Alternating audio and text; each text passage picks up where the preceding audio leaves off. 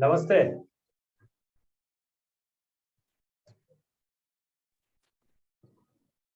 चिरायु जी नमस्कार। नमस्कार नमस्कार। अखिलेश सर को सादर प्रणाम। प्रणाम और प्रणाम। हमारे आज के मुख्य वक्ता को सादर प्रणाम। जी, आप सभी को प्रणाम। आप सभी प्रयाग से ही हैं या कहीं? जी सभी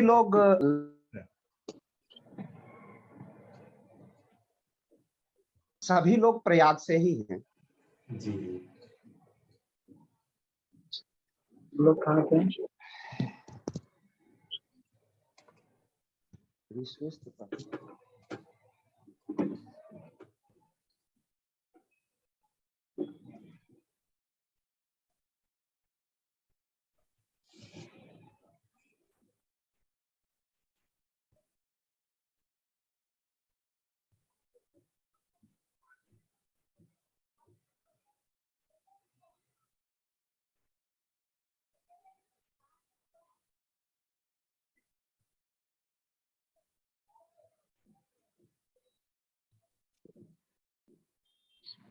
हम जब मेरा अपना देख लेंगे।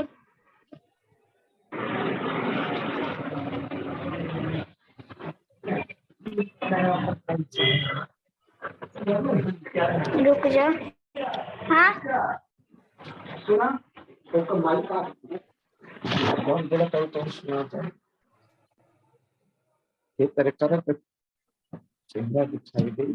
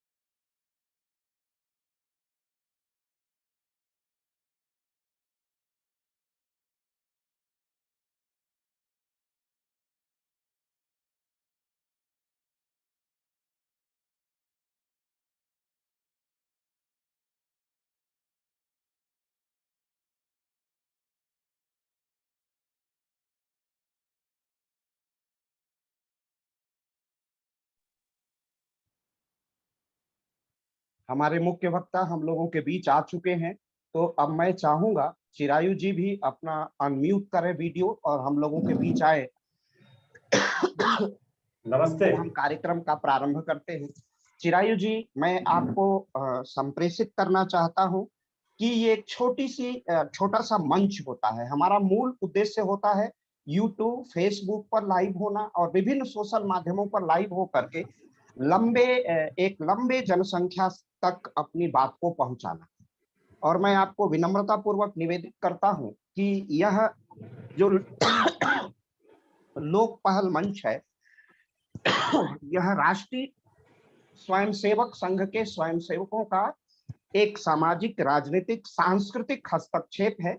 इसका उद्देश्य है पूज्य योगी आदित्यनाथ जी, जो स्वयं में एक विचार हैं, केवल व्यक्ति नहीं है, एक संस्था है, विचार है और भारतीय गणराज्य के सबसे बड़े राज्य के मुख्यमंत्री हैं। तो उनके हिंदुत्ववादी विचारों का प्रचार प्रसार करना, क्योंकि गोरक्ष पीठ हिंदुत्व का रक्षक है। अगर पूर्वी छोर गोरक्ष है तो उसका पश्चिमी छोर और वैचारिक अधिष्ठान वीर सावरकर थे। तो दोनों का एकीकरण, दोनों का समन्वय और दोनों का एकात्म और आत्मात्मक संबंध है। और यह सौभाग्य का विषय है कि हमारे बीच चिरायु विजय पंडित जी, डॉक्टर चिरायु विजय पंडित जैसे सावरकर पर अध्ययन करने वाला एक विशिष्ट व्यक्तित्व हमारे सामने है। यह विशिष्टता सिर्फ इसलिए हो जाती है कि सिविल इंजीनियरिंग का, अभियांत्रिकी का विद्यार्थी और राष्ट्रीय भावधारा में सशक्त हस्तक्षेप और उस पर अधिकार, उस पर अन्वेषण, यह इस बात की प्रामाणिकता है कि उनके हृदय में कितना उत्कट राष्ट्रवाद होगा। एक हमारे संघ के बड़े विचारक हैं और प्रचारक भी हैं, वो कहा करते थे कि कोई संघ को कितना जानता है, पहचानता है, यह महत्वपूर्ण नहीं, महत्वपूर्ण है कि उसके अंदर संघ कितना है। तो ठीक उसी तरह कितना सनातन है, कितनी संस्कृति है और कितना राष्ट्रवाद है। और वीर सावरकर का जैसे ही हम उच्चारण करते हैं, नामोल्लेख करते हैं, तो रगों में उत्तेजना, रगों में संवेदना और रगों में चेतना एक साथ स्पंदित हो उठती है। इतना वीरत्व भाव और उसकी प्रेरणा भूमि भारत का हिंदुत्व। और 1833 में यह जन्मा व्यक्ति 26 शायद संभवतः 28 मई थी जब इनका आविर्भाव भारत की धरती पर नासिक के पास होता है। भागुर संभवतः गांव था। मैं चूंकि राजनीति विज्ञान का विद्यार्थी हूँ और राजनीति विज्ञान में हिंदुत्व का चिंतन अगर कोई होता है तो वीर सावरकर का हिंदू पुनरुत्थान, हिंदू राष्ट्रवाद और हिंदुत्व की अवधारणा अब मान्यता मिली है। और राजनीति विज्ञान के विद्यार्थी स्नातकोत्तर स्तर पर, मास्टर डिग्री पर ये पाठ्यक्रम अनिवार्य है और मैं सौभाग्य से उसी विषय को पढ़ाता हूँ। और सावरकर वैसे भी मेरे हृदय में है, मेरे मन में है, मेरी आत्मा का प्रिय विषय है सावरकर। और सावरकर BA MA के स्तर पर विद्यार्थियों को ये पढ़ाया जाता है। तो आज इसी पर आप सावरकर के जीवन पर रामायण, महाभारत, राणा प्रताप, शिवाजी और पेशवा राजाओं का व्यापक प्रभाव था और यही प्रभाव अंततः राष्ट्रवाद में परिवर्तित होता है, सांस्कृतिक राष्ट्रवाद में परिवर्तित होता है। 1900 में मित्र मेला संगठन होता है, फिर मित्र मेला का नया नामकरण हो जाता है 1904 में अभिनव समाज की जो अंतरराष्ट्रीय अभिव्यक्ति होती है, अभिनव समाज की वो गदर पार्टी में होती है। और फिर काव्य का जीवन प्रारंभ होता है। 16 वर्ष के अल्पायु में संकल्प मां परम्बा के सामने लेते हैं कि मैं भारत, मेरे जीवन का एकमात्र एकमेव लक्ष्य है भारत की स्वाधीनता, भारत की स्वाधीनता। लेकिन उनकी स्वाधीनता का अर्थ केवल और केवल राजनीतिक जनसंप्रभुता नहीं थी। वीर सावरकर का जो स्वाधीनता थी वह सर्वांगीण स्वाधीनता थी, समावेशी स्वाधीनता थी। ऐसे समावेशी स्वाधीनता को प्राप्त करना, शेक्सपियर का भी प्रभाव पड़ा आप पर, स्कॉट मिल्टन का भी प्रभाव पड़ा, लेकिन कालिदास और भवभूति आपके प्रिय कवि थे। ऐसे थे सावरकर। और हिंदुत्व की एक अभिनव क्रांतिकारी राजनीतिक परिभाषा वीर सावरकर ने दी, और उन्होंने कहा कि राष्ट्र प्रेम, जाति तथा रक्त संबंध, हिंदू सभ्यता और संस्कृति पर गर्व की अनुभव करने से ही राष्ट्र बनता है।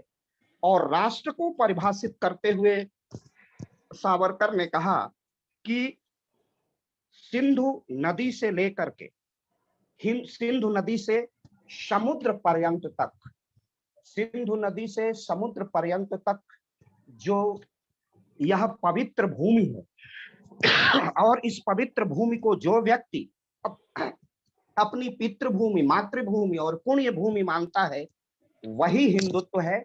तो मुझे हिंदुत्व और सावरकर के राष्ट्रवाद पर अपने विद्वान अध्येता से ही सुनना है, और पूरी तन्मयता से और पूरे तरंग से सुनना है कि उनकी लहरें लाखों लोगों तक पहुंचे। और जिस तरह सावरकर ने, वीर सावरकर ने पूरे राष्ट्र को, भारत की राष्ट्रीयता को, जितना युवाओं को, तरुणों को उत्प्रेरित करने का कार्य वीर सावरकर ने किया, इतिहास में किसी दूसरे विचारक ने नहीं किया है। तो ऐसे हैं सावरकर। और इसी मंच पर, लोक पहल के मंच पर, और लोक पहल एक सांस्कृतिक राष्ट्रवाद का ही अधिष्ठान है, सांस्कृतिक राष्ट्रवाद की गतिविधि आगे बढ़ाने वाला है, सांस्कृतिक राष्ट्रवाद की गतिविधियों को ही नवजीवन प्रदान करने वाला है। ऐसा है हमारा लोक पहल। इसके अध्यक्ष BL आर्या हैं, बाबूलाल आर्या, जो प्रयाग विश्वविद्यालय के पूर्व कुल सचिव रह चुके हैं। इसके संरक्षक में पूज्य रज्जू भैया के परम प्रिय शिष्य प्रोफेसर नरेंद्र सिंह गौर हैं, प्रोफेसर गिरीश चंद्र त्रिपाठी हैं जो काशी हिंदू विश्वविद्यालय के कुलपति रह चुके हैं, प्रोफेसर अविनाश पारखिरकर सर हैं, और इसके संयोजकत्व का कार्य देखते हैं डॉक्टर BK सिंह जो प्रयाग विश्वविद्यालय से हैं। और इसके अनन्य 2 स्तंभ हैं, डॉक्टर संतोष सिंह जो सर सुंदर लाल चिकित्सा विज्ञान संस्थान काशी हिंदू विश्वविद्यालय के वरिष्ठ वैज्ञानिक हैं, और साथ ही मेरठ के अभियांत्रिकी कॉलेज के निदेशक प्रोफेसर आलोक चौहान इसके मीडिया और अन्य कार्यों को देखते हैं। ये हमारी त्रयी है, और इसी से हम लोग पहल की संरचना को, स्वयंसेवकों के मंतव्य को और पूज्य योगी आदित्यनाथ जी के मंशा को हम राष्ट्र के बीच लेके जाते हैं। और इस मंच पर अब तक श्याम जाजू, प्रोफेसर संगीत रागी जैसे बड़े बड़े नाम आ चुके हैं। 1 बरस से अधिक हमारी यह यात्रा प्रत्येक रविवार को चलती हुई निरंतरता अपनी बनाई हुई है। और आज उसी कड़ी में एक बड़ा ओज का नाम लेके हम लोग आए हैं, पंडित चिरायु जी को। और मैं लोक पहल की एक परंपरा है कि हम अपने अतिथि का परिचय कराते हैं, और अतिथि के परिचय के लिए मैं विधिवत आमंत्रित करता हूं पलाश काकती को। पलाश काकती असम से हैं, मेरे अति प्रिय हैं। पलाश जी नमस्ते सर। नमस्ते। नमस्ते डॉक्टर नमस्ते सर। चिरायु पंडित सर अभी हिंदुत्व के अभी महाराजा सयाजीराव यूनिवर्सिटी के सिविल इंजीनियरिंग के असिस्टेंट प्रोफेसर है सर। वीर सावरकर के विचारक है सर ने वीर सावरकर और सर ने the Veer Savarkar the man who could have prevented partition with ये बुक उदय माहुरकर सर के साथ लिखा है। सर सर स्क्रिप्ट राइटर और डायरेक्टर है हिंदी डॉक्यूमेंट्री फिल्म 1857 जाग उठा हिंदुस्तान। सर ने हिस्ट्री में पहली बार गुजराती भाषा में वंदे मातरम गीत नेशनल सॉन्ग को शायद अनुवाद किया है।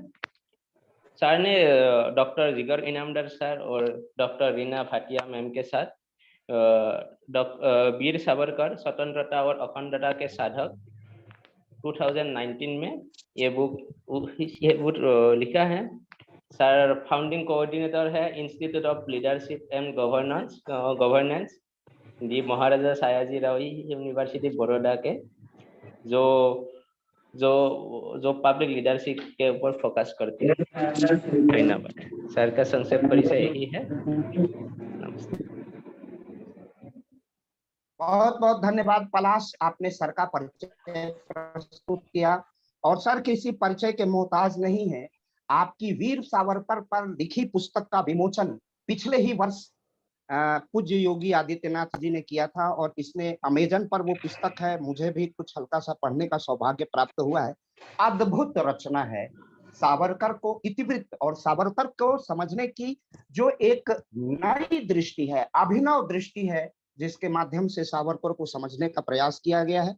अब मैं बीच में न बाधा बनते हुए सीधे पंडित चिरायु जी को आमंत्रित करता हूं कि वो सावरकर पर अपने वक्तव्य को प्रस्तुत करें। डॉक्टर चिरायु पंडित जी। धन्यवाद डॉक्टर अखिलेश जी और सभी मित्र जो सावरकर जी का हिंदुत्व समझने के लिए इस लोकपाल के मंच पर उपस्थित हुए हैं, उन सभी को मेरा प्रणाम है। सावरकर की बात आजकल टीवी पर आ रही है, लेकिन हम सावरकर को समझने में कहीं ना कहीं विफल रहे हैं। इसके कई कारण हैं। जी, एम आई ऑडिबल? आवाज आ रही है मेरी ठीक से? आप ऑडिबल हैं, ऑडिबल हैं जी। और सावरकर जो है उनका अगर हम कालखंड देखें तो 1883 से लेके 1966 तक इतना बड़ा 83 इयर्स का उनका जीवन खंड रहा है। और इस जीवन के कालखंड में ऐसी अनेक घटनाएं बनी, ऐतिहासिक सभी घटनाएं ज्यादातर इसी कालखंड में जो बनी, उस पर कहीं ना कहीं वीर सावरकर केवल उसके साक्षी नहीं रहे, उन्होंने उन घटनाओं को अंजाम भी दिया है।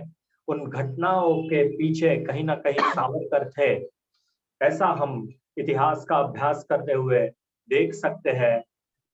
मैंने मेरी एक कविता में सावरकर के बारे में कहा है, क्रांतिकारियों के युवराज, स्वातंत्र के ज्योतिर्धर का, आओ मित्रों करे स्मरण स्वातंत्र वीर सावरकर का। उनका अगर जीवन देखें तो दो एक्सटेंसिव अगर हम देखें तो दो पार्ट में हम उसको डिवाइड कर सकते हैं, अंडमान से पहले, अंडमान के बाद। हालांकि दोनों में एक सुसंगतता है, दोनों में एक क्रांति की लहर या फिर कहे हिंदुत्व की लहर दोनों में साथ साथ चलती है। लेकिन फिर भी अगर कहे हम तो सावरकर कह रहे हैं, सावरकर के बारे में हम कह सकते हैं कि काला पानी भी बुझा न सका स्वातंत्र की वह अमर आग, काला पानी भी बुझा न सका स्वातंत्र की वह अमर आग, जाति भेद को दूर कर मिटाया अस्पृश्यता का दाग, हिंदू सभा के मंच से गुंजाया राष्ट्रीयता का राग, हिंदुत्व के दृष्टा हिंदुत्व के पक्षधर का, आओ मित्रों करे स्मरण स्वातंत्र वीर सावरकर का। स्वातंत्र वीर सावरकर का स्मरण करने, उनके हिंदुत्व का स्मरण करने आज हम जब एकत्रित हुए हैं तो हम देखते हैं कि ज्यादातर मीडिया में, ज्यादातर पॉलिटिशियंस, ज्यादातर एकेडमिशिया जो पूरा है एकेडमिया, वो पूरा हम देखते हैं बहुमत से, तो वो कहीं ना कहीं हिंदुत्व की धारणा के विरोधी के रूप में हमें दिखाई देता है। जैसे कि यूएस की कुछ इंस्टीट्यूशंस थी, वो पिछले साल आयोजित कर रही थी डिसमेंटलिंग ग्लोबल हिंदुत्व। ऐसे परिसंवाद यूनिवर्सिटी के मंच से, यूनिवर्सिटीज के मंच से हो रहे थे। केरल में सावरकर के हिंदुत्व को पढ़ाने पर आपत्ति की गई और वो प्लान जो था वो ड्रॉप कर दिया गया। तो ऐसे समय में सभी एकेडमिशियंस, आप जैसे लोग सावरकर के हिंदुत्व को समझना चाहते हैं, वो एक बड़ी बात है। क्योंकि राजनीति में भी आप देखिए तो राजनीति में भी हिंदू वर्सेस हिंदुत्व, ऐसी एक अवधारणा पिछले इलेक्शंस में, आपके यहाँ जो इलेक्शंस हुए उसमें ज्यादातर ये बात चली। तो हिंदू हिंदुत्व एक बहुत बड़ा कंफ्यूजन क्रिएट करने का एक प्रयास किया गया। मीडिया में भी यह प्रयास होता रहा है।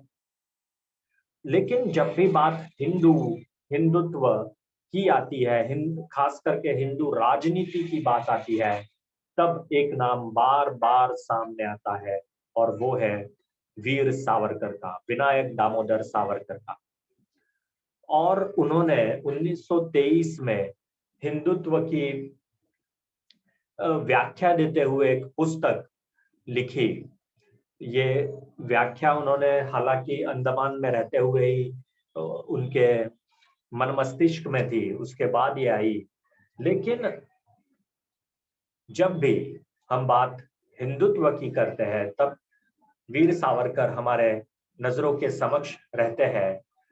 साथ साथ एक आरोप सावरकर के बारे में यह भी होता है कि सावरकर अंडमान 1910 में उनको अंडमान की काला पानी की 2 उम्र कैद की सजा सुनाई गई। उससे पहले के सावरकर जो थे वो सेक्युलर सावरकर थे, और अंडमान से जैसे बाहर निकले वो सावरकर, वो एक कम्युनल हिंदू राष्ट्रवादी, हिंदू एक्सट्रीमिस्ट सावरकर थे।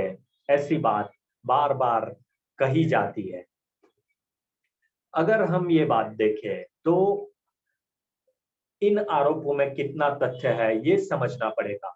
साथ साथ ये भी समझना पड़ेगा कि सावरकर को हिंदुत्व की व्याख्या देने की आवश्यकता क्या आन पड़ी। हिंदुत्व ये सब तो इसी धरती सनातन काल से चल रही बातें हैं, फिर भी उनको नए सिरे से व्याख्यायित करने की आवश्यकता क्या आन पड़ी, ये समझना बहुत बड़ी बात है। अगर ये नहीं समझेंगे तो शायद हम सावरकर को सही अर्थों में समझने से चूक जाएंगे। वीर सावरकर ने अपने लंदन कार्यकाल में 1906 से 1910 वे लंदन में रहे। उन दिनों में उन्होंने 1857 पर अपनी सबसे श्रेष्ठ किताब 1857 का स्वातंत्र समर लिखी। और उस पुस्तक को आप पढ़ेंगे तो आप देखेंगे कि वो कहीं पे भी हिंदू मुसलमान ऐसा कोई भेद नहीं करते, बल्कि वे तो जो नाना साहब पेशवा उनके एक हाथ थे, तात्या टोपे तो दूसरे हाथ थे, अजीमुल्ला खान, उनकी प्रशंसा करते हैं। वे मौलवी अहमद शाह की उतनी ही प्रशंसा करते हैं जितनी कुंवर सिंह या मंगल पांडे की प्रशंसा करते हैं। उन्होंने अपने इस महान ग्रंथ की जो अंतिम एंड जो किया है, अंतिम पंक्तियां जो है, वे बहादुर शाह जफर के एक शेर से की है। गाजियों में बू रहेगी जब तलक ईमान की, तख्ते लंदन तक चलेगी तेग हिंदुस्तान की। और मैं कई बार सोचता हूँ कि जो बहादुर शाह जफर ने तेग की बात की थी, वो तेग, वो तलवार, वो तेज, वो सावरकर थे। और सावरकर ने वहां जाकर, लंदन में जाकर, केवल ये पुस्तक लिखी उतना ही नहीं, वहां के भारतीय जो विद्यार्थी थे, जिनमें पहले कहीं ना कहीं ब्रिटिशों के प्रति आदर भाव था और वैसा बनने के लिए वे शायद वहां जा रहे थे, उनमें भी देशभक्ति की भावना जगाई उसी धरती पर, लंदन की धरती पर उन्होंने 1857 की अर्ध शताब्दी गोल्डन जुबली ईयर उस धरती पर लंदन की तख्ते लंदन तक चलेगी तेग हिंदुस्तान की, उसी धरती पर उन्होंने उसका स्वातंत्र समर की स्वर्ण जयंती मनाई और उसी धरती पर मदन लाल ढींगरा ने कर्जन वायली का वध करके ये साबित कर दिया कि आप अगर देश पर अत्याचार करोगे, हिंदुस्तान पर अत्याचार करोगे, तो आपको उसके परिणाम आपके घर में भी भुगतने पड़ेंगे। और यही पंक्तियां सार्थक करती है कि गाजियों में गू रहेगी जब तलक ईमान की, तख्ते लंदन तक चलेगी तेग हिंदुस्तान की।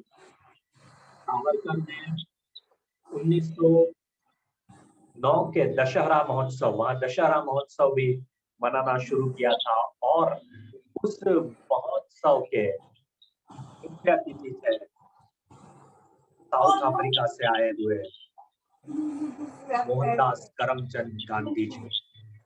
और उनकी अध्यक्षता में जब ये कार्यक्रम हुआ, उसमें वीर सावरकर कहते हैं कि हिंदू जो है वो हिंदुस्तान का हृदय है, हिंदुस्तान का हृदय हिंदू है, लेकिन जिस तरह मेघधनुष्य में अलग अलग रंगों से उसकी शोभा बढ़ती है, वैसे ही इस्लाम, वैसे ही क्रिश्चियनिटी, वैसे ही यहूदी, पारसी, इन संस्कृतियों से इस देश की शोभा में अभिवृद्धि होगी। ये बात सावरकर ने 1909 में, जिसे ज्यादातर एकेडमिक एशियंस ऐसा मानते हैं, इतिहासकार ऐसा मानते हैं कि सावरकर उस वक्त सेक्युलर थे, और ये सेक्युलर सावरकर के यही विचार थे जो मैंने आपके सामने रखे हैं। लेकिन उसी वक्त हमें ये भी समझना चाहिए कि अलीगढ़ मुस्लिम आंदोलन जो है वो एक बड़ा स्वरूप उस वक्त ले चुका था। 1888 और 1887 के जो दो भाषण हैं सर सैयद अहमद खान के, वो आप उसका पढ़े, उसको समझे, तो आपको पता चलेगा कि मुस्लिम राजनीति जो है कॉलोनियल इंडिया में वो किस प्रकार से जा रही थी।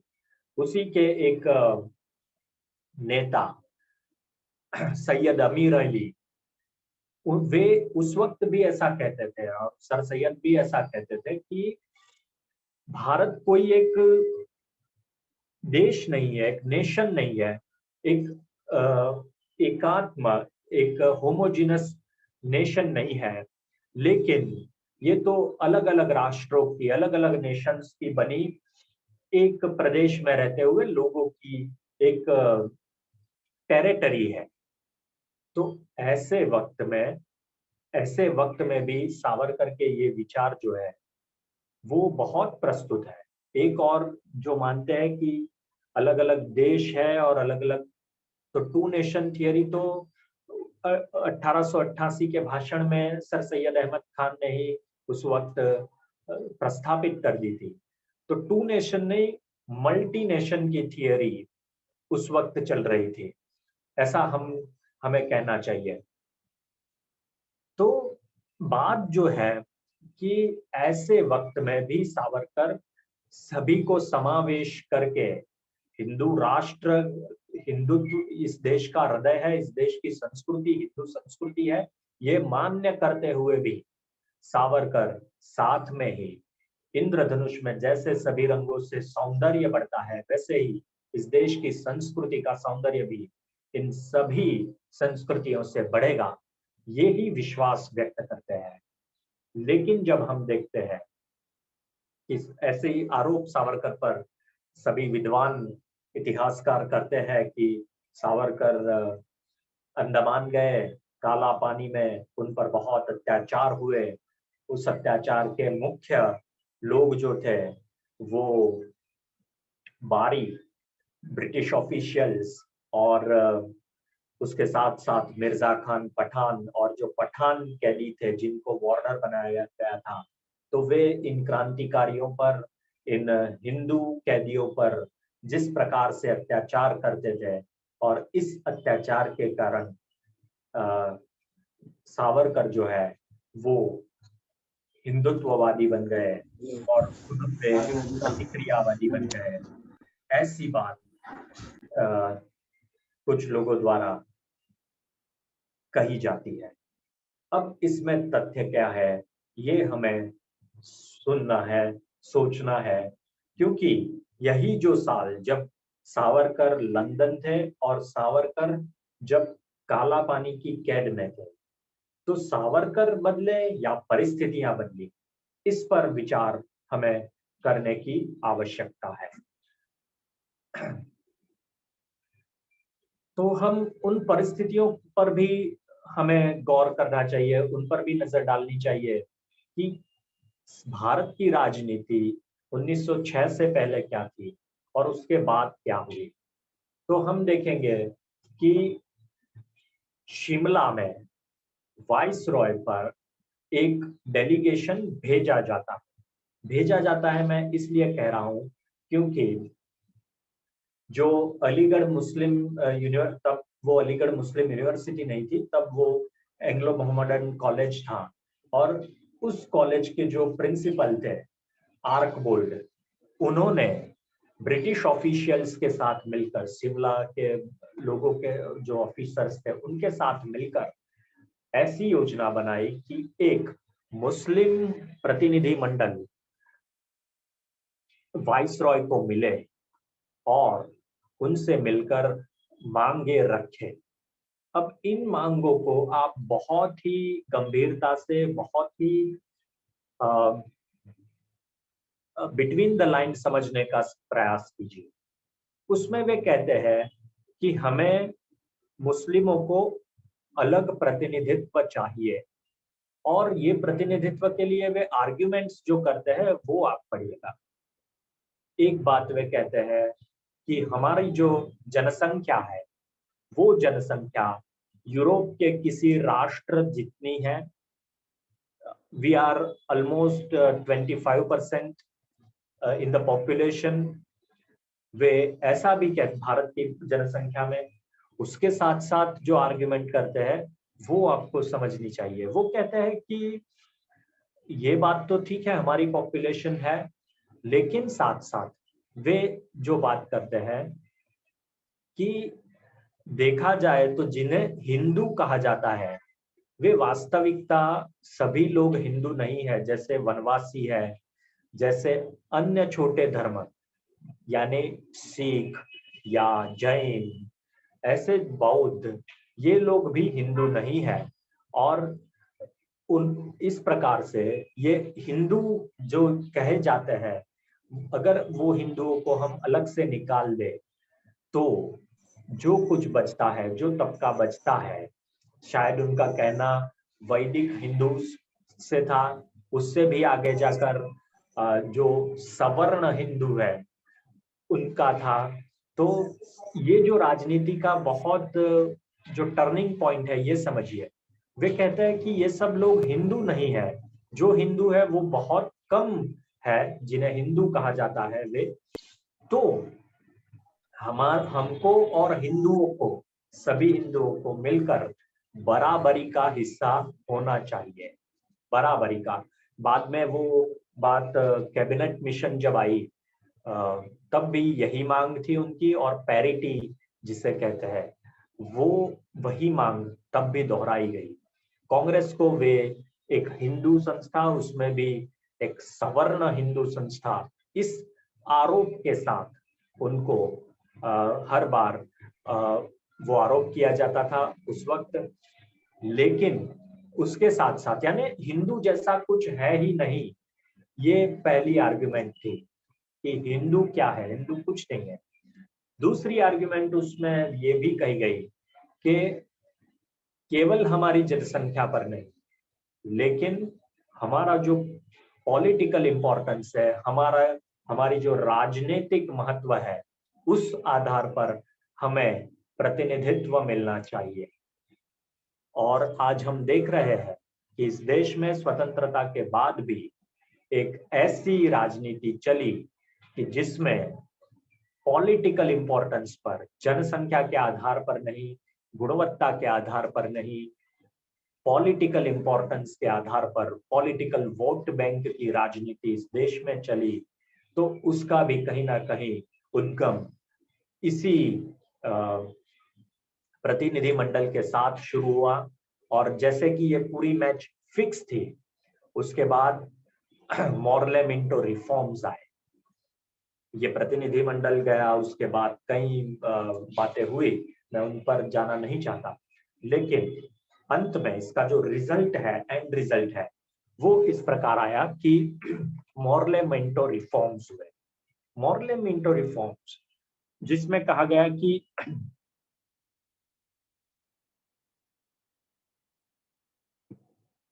भारतीयों को प्रतिनिधित्व दिया गया। अब भारतीयों को प्रतिनिधित्व कैसे दिया गया, ये भी समझने वाली बात है। उसमें कैटेगरीज थी, फ्रेंचाइजी थी, उसमें इलेक्टोरेट्स थे, मतदार संघ जिसे बोल सकते हैं हम, कि हर एक मतदार संघ का, हर एक इलेक्टोरेट का जो व्यक्ति है उसमें रजिस्टर, जैसे यूनिवर्सिटी सेनेट इलेक्शंस, आप ज्यादा अच्छी तरह से उसे रिलेट कर पाएंगे कि रजिस्टर्ड ग्रेजुएट होगा तो वो उस कैटेगरी में, प्रोफेसर कैटेगरी का होगा तो वो उस कैटेगरी में, विधान परिषद जिसे हम कहते हैं उसमें यूनिवर्सिटी का प्रतिनिधित्व होता, आपके यहाँ विधान परिषद भी है, तो आप उस टाइप का यहाँ समझ सकते हैं कि उसमें जो मेंबर्स थे, एक थे ऑफिशियल मेंबर्स जिसे सरकार खुद नियुक्त करेगी, और दूसरे थे अनऑफिशियल मेंबर्स। और अनऑफिशियल मेंबर्स या इलेक्टेड मेंबर्स जो थे, उनमें अलग अलग इलेक्टोरेट्स थे। जैसे कि एक था यूनिवर्सिटी का, यूनिवर्सिटी के कोटा से आप जैसे एमएलसी बन सकते हो, वैसे उस वक्त लेजिस्लेटिव काउंसिल्स में आप जा सकते थे। उसी तरह था, एक था म्यूनिसिपैलिटी कोटा, म्यूनिसिपल कॉरपोरेशंस उस वक्त के जो थे उनमें से प्रतिनिधि होते थे। उसमें एक था ट्रेड यूनियंस, ट्रेड यूनियंस का एक कोटा था, और साथ साथ एक कोटा था मुस्लिम्स का। आप समझिए, इसमें बाकी सब जो कोटा थे, ट्रेड यूनियन का कोटा हो या यूनिवर्सिटी का कोटा हो या फिर म्यूनिसिपल या किसी या प्रतिनिधि, जनप्रतिनिधि का कोटा हो, उसमें कोई जाति, कोई धर्म नहीं था, लेकिन मुस्लिम इलेक्टोरेट्स थे, वो मुस्लिमों के लिए ही आरक्षित थे। उसके साथ साथ ये भी हो रहा था कि जो मुस्लिम ट्रेड यूनियन में अध्यक्ष है, तो वो भी ट्रेड यूनियन के माध्यम से वो इस लेजिस्लेटिव काउंसिल्स का मेंबर बन सकता था। अगर वो यूनिवर्सिटी में है तो वो भी जा सकता था, लेकिन जहां मुस्लिम इलेक्टोरेट्स है वो तो मुस्लिमों के लिए ही आरक्षित रहते थे। कांग्रेस ने भी इस बात का बहुत ज्यादा विरोध किया और उन्होंने कहा कि ये तो बहुत बड़ा अन्याय पूरे देश के साथ है। और उस वक्त गांधी जी ने हालांकि इसका स्वागत किया। इसका स्वागत करते हुए उन्होंने कहा कि हमें इसका स्वागत करना चाहिए और मुसलमानों को जो भी चाहिए वो उनको देना चाहिए एक बड़े भाई की तरह, और इसी तरह से हिंदू मुस्लिम एकता स्थापित होगी, ऐसा उनका सिद्धांत था। इसमें म्यूचुअल कहा गया है कि एक दूसरे के प्रति त्याग के कारण ही ये म्यूचुअल अंडरस्टैंडिंग के कारण ही एकता स्थापित होगी। लेकिन आप देखेंगे तो इसमें कहीं पे भी म्यूचुअल की बात नहीं है, यह एक तरफा बात थी। और इसी के कारण, इस मॉर्ले मिंटो सुधार के कारण आप देखिए कि मुस्लिम्स जो है वो ब्रिटिश इंडिया में भी एक अलग सत्ता का केंद्र बन गए। साथ में ही ये जो राजनीति तब तक चली थी वो शायद हिंदू मुस्लिम की राजनीति होगी, लेकिन इसके बाद मॉर्ले मिंटो के बाद ये पूरी राजनीति मुस्लिम एंड नॉन मुस्लिम्स की हो गई। हिंदू कहीं पे भी नहीं था, ना तो वो ट्रेड यूनियन में हिंदू बन के जा सकता था, न तो वो यूनिवर्सिटी में हिंदू बन के जा सकता था, लेकिन यही छूट मुसलमान को दी गई थी। और जैसे कि गोखले कहते हैं कि ये वाटर टाइट कंपार्टमेंट, एक ऐसा एक दूसरे के बीच में घुल मिल ना सके, ऐसी बात ये मॉर्ले मिंटो रिफॉर्म्स के कारण हुई है। इसे रिफॉर्म कहना या डिफॉर्म कहना ये इतिहासकार तय करें। तो आप देखेंगे कि कहीं ना कहीं सावरकर जब लंदन में थे या जेल में थे अंडमान में, तो इन दिनों के दौरान ब्रिटिश मुस्लिम कॉन्स्पिरेसी जो हुई उसके कारण हिंदू कहीं का न रहा और मुसलमानों को उनके राजनीतिक महत्वाकांक्षाओं को ब्रिटिशरों ने बड़ा बनाने की कोशिश की। एक और ये हो रहा था, तो दूसरी ओर जब पहला विश्व युद्ध शुरू हो गया और तुर्की जर्मन की ओर गई और तुर्की को फिर ब्रिटिशर्स ने जीत लिया, वहां की खलीफत जो थी वो समाप्त कर दी, तो उसके कारण जो यहाँ के जो मुस्लिम लीडर्स थे उन्होंने जो आंदोलन खड़ा किया, खिलाफत आंदोलन जो शुरू किया, और उसके कारण जो कुछ घटनाएं इस देश में घटी, चाहे वो कोहट में घटी हो, चाहे वो मलबार में घटी हो, केरल में घटी हो, तो उनके कारण यह देश बहुत ही प्रक्षुब्ध हो उठा था। और ऐसे समय में सावरकर 1921 में उनको अंडमान की जेल से रिहा किया और यहाँ रत्नागिरी, पहले येरवड़ा में फिर रत्नागिरी में उनको बंदी बनाया गया। तो ये बनाने की बात भी हमें समझना चाहिए, क्यों उनको अंडमान से यहाँ ट्रांसफर किया गया, उसकी भी बात हमें समझनी चाहिए। एक तो था लोक दबाव, लोग सावरकर की मुक्ति के लिए आवेदन दे रहे थे, और उसके साथ साथ एक टेक्निकल मुद्दा भी है जिसकी चर्चा ज्यादातर नहीं होती। अंडमान में ऐसा रूल था कि अगर आप वहां कैदी बन के गए तो 5 साल तक आप अंडमान की सेल्युलर जेल में रहोगे, और उसके बाद आपको बाहर आप जो परिसर है अंडमान जेल की बाहर, उस द्वीप में आप अपने बाल बच्चों के साथ रह सकते हो।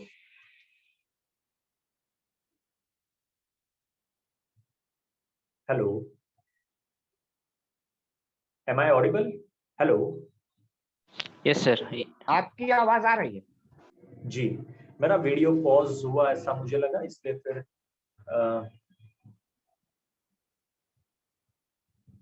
जी तो 5 साल बाद उनको रिहा करने का, रिहा यानी वहां वो अंडमान के जस्ट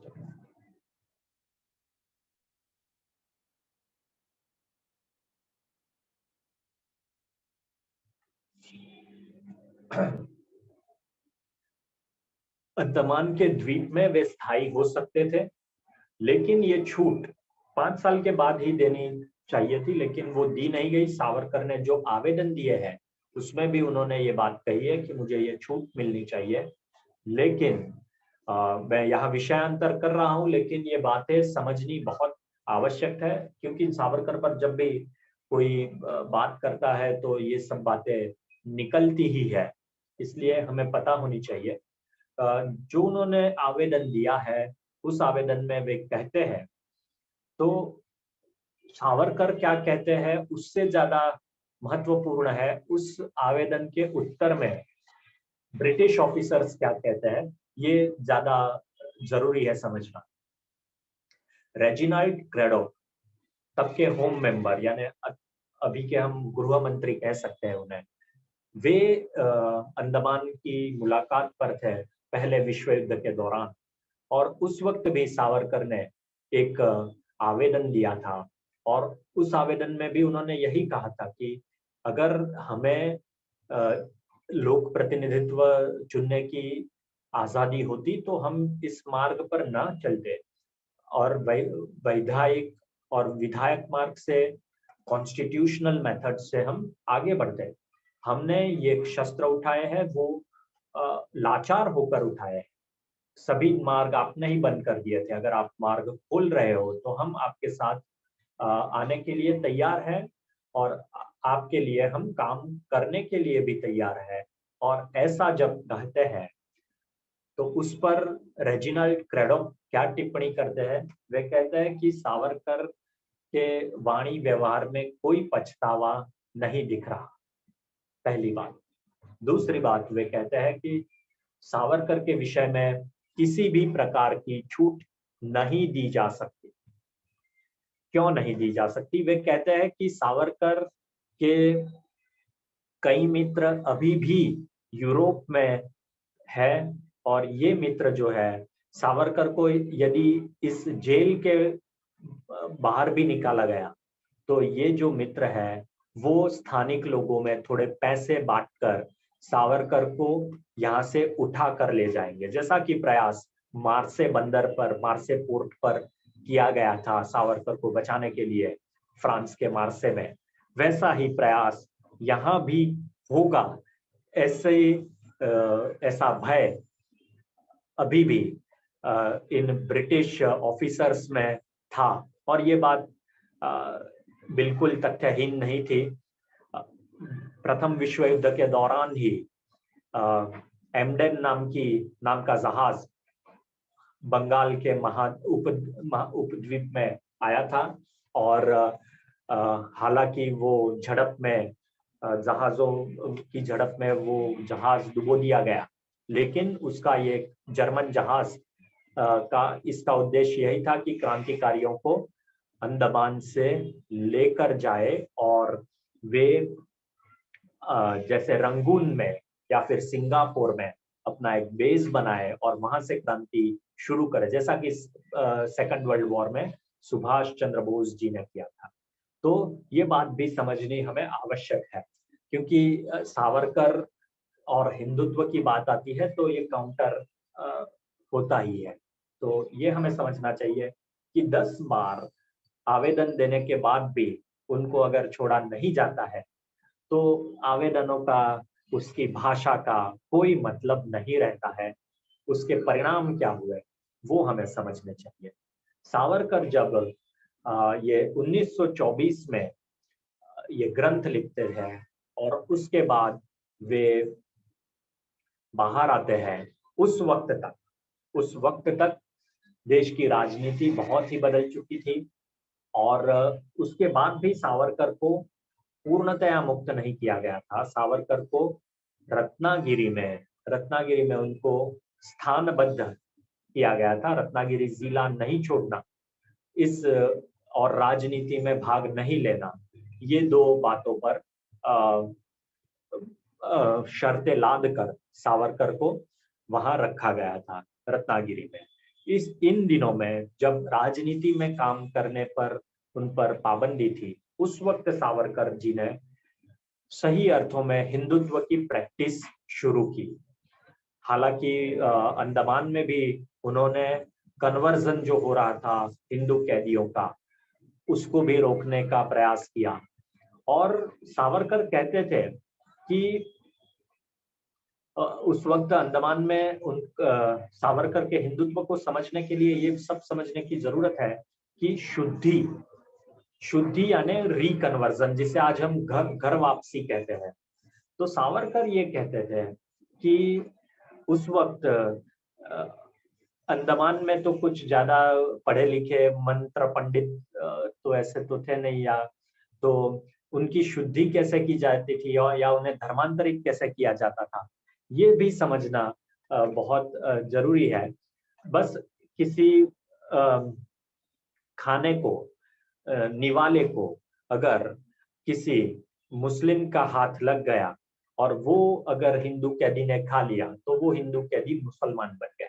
ऐसी ऐसी भ्रमणाओं के साथ धर्मांतरित किया जाता था हिंदुओं को। सावरकर ने तर्क देते हुए कहा कि अगर हिंदुओं का छुआ हुआ खाना अगर मुसलमान खाने के बाद भी वो मुसलमान ही रहते हैं तो हिंदू की पाचन शक्ति इतनी कमजोर क्यों है? पूरे विश्व का खाने के बाद भी हिंदू वो हिंदू रहना चाहिए, क्योंकि क्योंकि धर्म का स्थान पेट नहीं है, हृदय है।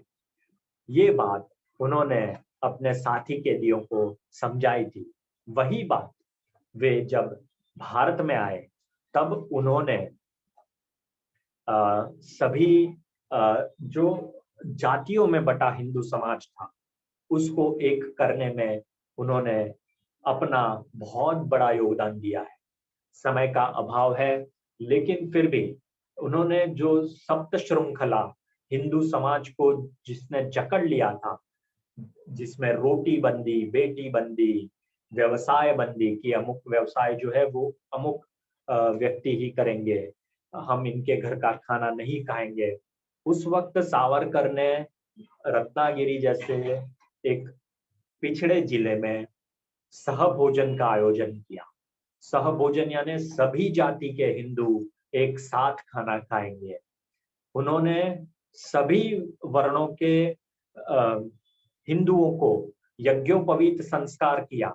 उन्होंने कहा, तुम ही आम ही सकल हिंदू बंधु बंधु, आप हम सभी हिंदू बंधु हैं।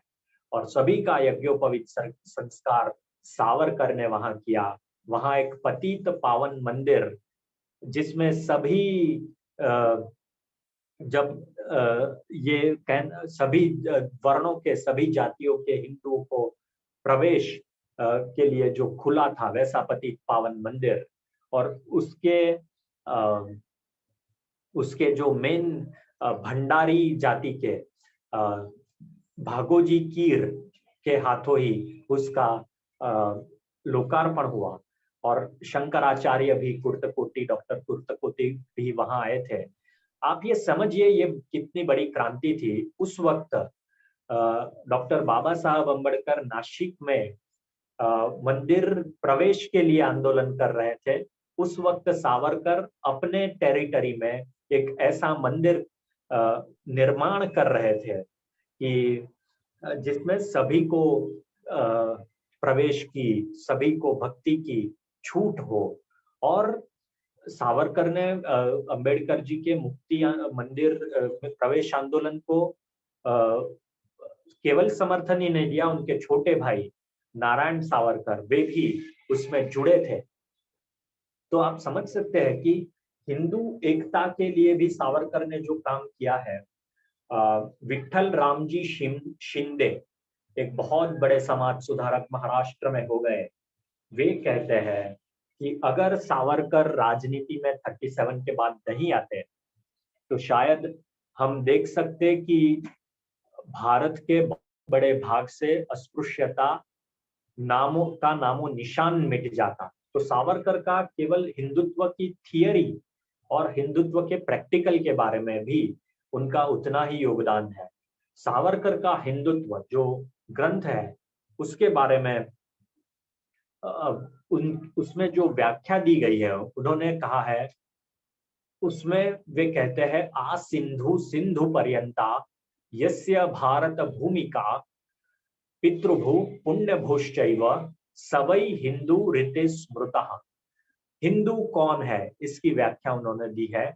वे कहते हैं, आ सिंधु सिंधु पर्यंता, सिंधु नदी से लेकर सिंधु यानी हिंदू महासागर तक जो भूमि फैली हुई है, उस भूमि को जो पितृभूमि और पुण्य भूमि दोनों मानता है वो हिंदू है।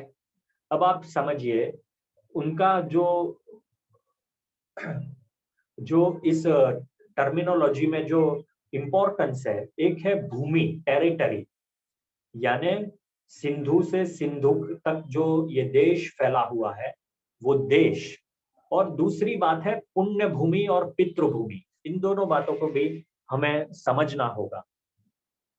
वे पितृभूमि किसे कहते हैं कि जिनके पूर्वज केवल फादरलैंड यानी उनके पिताजी या उनके पूर्वज ही नहीं, साथ साथ उनके सम्राट जिन्होंने यहाँ साम्राज्य स्थापित किया, उनके स्मृतिकार जिन्होंने यहाँ लॉ बनाया, कायदे कानून स्थापित किए, वे लोग जिन्होंने एक नए दर्शन राजनीति का हो, कानून का हो, वो दिया हो, वे सभी वे पितृ उस अर्थ में उनको गिनते हैं। और उसके साथ साथ वे पुण्य भूमि, पुण्य भू गिनते हैं किसको? तो जिनका धर्म इस टेरिटरी में स्थापित हुआ, इस लैंड में स्थापित हुआ, इस जिसके धर्म प्रवर्तक जो है वो इस भूमि में जन्मे, जिन्होंने एक नया दर्शन दिया, तो वे सभी हिंदू हैं। तो हिंदू को व्याख्यायित करने का ये प्रयास सावरकर का जो था वो केवल धार्मिक आधार पर तो नहीं था, क्योंकि पुण्य भूमि धर्म है, लेकिन साथ साथ पितृभूमि जिसमें राजनीति भी है, संस्कृति भी है, लॉ मेकर्स भी है, पोएट्स भी है, एम्परर्स भी है, उन सभी ने इस देश को बनाया है। और इसका हमें इस व्याख्या को समझते हुए हमें देखना चाहिए कि ये राष्ट्रीयता के अर्थ में इसको व्याख्यायित किया गया है। अगर जो बौद्ध है, इसमें सबसे पहले समझिए कि ये कैसे इंक्लूसिव है, बाद में हम समझेंगे इसमें एक्सक्लूसिव क्या है।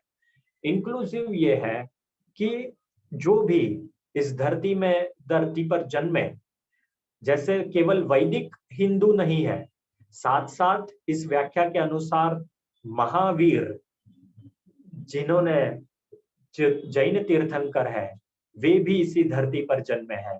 उनके जो तीर्थ क्षेत्र है वे भी इसी भूमि पर है।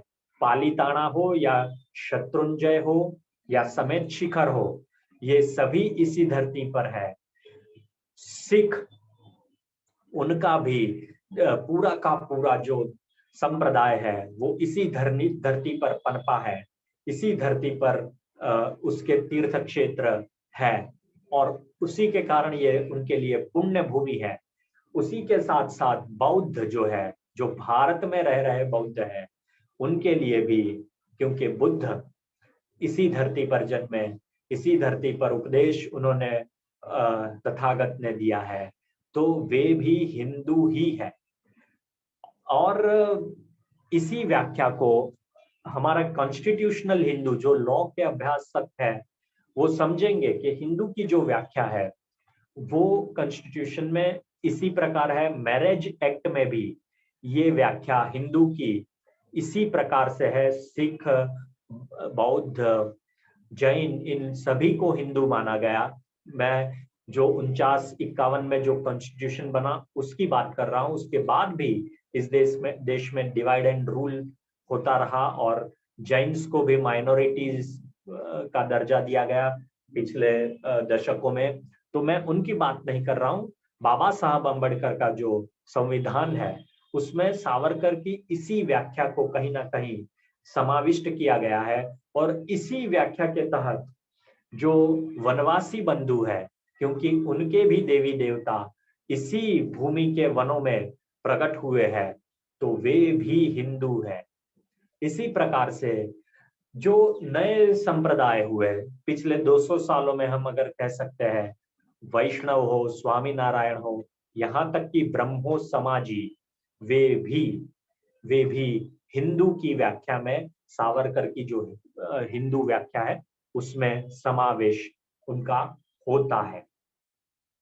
तो सावरकर का जो हिंदुत्व है वो सर्व समावेशक हिंदुत्व है। साथ साथ हम देखेंगे कि ये राष्ट्रीयता के लिए कैसे पोषक है या राष्ट्रीयत्व इसके साथ कैसे जुड़ा हुआ है। वे कहते हैं कि हम इसमें जो जापान या चीन के बौद्ध है उनको हिंदू क्यों नहीं कहते, क्योंकि उनकी जो पुण्य भूमि है वो भारत है, क्योंकि बोध गया भारत में है, लेकिन उनकी पितृभूमि जो है वो चीन या जापान है, इसलिए वे हिंदू नहीं है। वे एक ही धर्म को बिलोंग करते हैं, लेकिन फिर भी वे हिंदू नहीं है।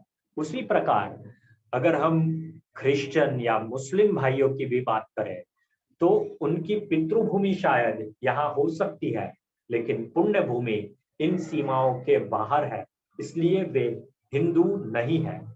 लेकिन फिर भी सावरकर ने ये आशावाद किया है कि जिस दिन धार्मिक कट्टरतावाद, मजहबी जो उन्माद है, वो जिस दिन खत्म हो जाएगा, उस दिन इस भूमि पर रहने वाले सभी लोगों को हम हिंदू कह सकेंगे।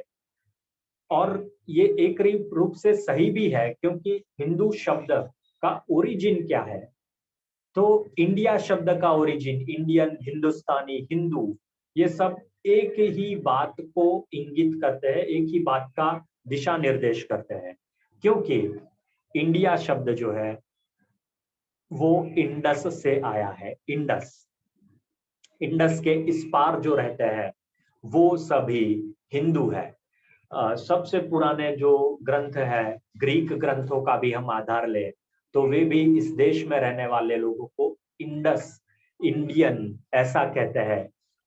उसी प्रकार अवेस्ता जो पारसियों का धर्म ग्रंथ है, उसमें भी इस भूमि को हप्त हिंदू कहा गया है। हप्त हिंदू, जिसे हम सप्त सिंधु का अपभ्रंश मान सकते हैं। तो सप्त सिंधु का हप्त हिंदू, तो उसका भी सिंधु नदी से उसका कहीं ना कहीं ये जो जुड़ाव है, हिंदू शब्द हो, इंडियन शब्द हो, हिंदुस्तानी शब्द हो, उसकी इटिमोलॉजी अगर हम देखें तो वो सिंधु नदी से, सिंधु प्रदेश से, आज हम पाकिस्तान में भी सिंध प्रदेश है, सिंधु प्रदेश है।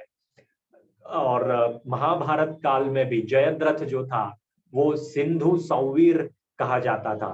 तो ये बहुत पुरानी बात है। सिंधु और हिंदू का जो लगाव है, सिंधु, हिंदू, इंडियन, इंडिया, इन सब का इटिमोलॉजिकल ओरिजिन देखे, उसका मूल देखे तो वो सिंधु नदी के साथ जुड़ता है। सिंधु नदी के इस पार रहने वाले सभी सिंधु है, सभी हिंदू है। ऐसा आप अभी तक यानी 1910 तक भी ये बात चलती थी। मैं उसके कोट अभी नहीं दूंगा क्योंकि समय होता जा रहा है, लेकिन यही भावना सावरकर की हिंदुत्व की थी। साथ साथ सावरकर जब 1937 में जब हिंदू महासभा के अध्यक्ष बने, उस वक्त भी उन्होंने यही बात कही।